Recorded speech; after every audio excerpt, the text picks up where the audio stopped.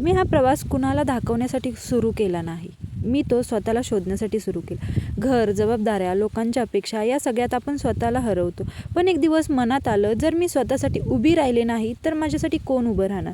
आज संख्या कमी आहे पण पाऊल ठाम आहे. कारण यश मोजलं जात नाही लोक किती आहेत यावर, तर आपण किती वेळा न हरता पुढे गेलो यावर. ही गोष्ट माझी नाही, ही त्या प्रत्येक स्त्रीची आहे जी आज शांत आहे पण उद्या स्वतःचा आवाज बनणार आहे. आज मी इथे उभी आहे कारण मी स्वतःवर विश्वास ठेवला. जर तुमच्याही मनात स्वतःसाठी काहीतरी करायची इच्छा असेल तर या प्रवासात माझ्यासोबत राहा. सबस्क्राईब करा, कारण ही फक्त माझी नाही, आपली सुरुवात आहे. दररोज मोबाईल हातात घेताना एकदा स्वतःला आठवण करून द्या, हा वेळ फक्त पाहण्यासाठी नाही, हा वेळ माझं काहीतरी सुरू करण्यासाठी आहे. छोटं पाऊल असेल तरी चालेल, कारण प्रत्येक मोठी सुरुवात अशीच सुरू होते.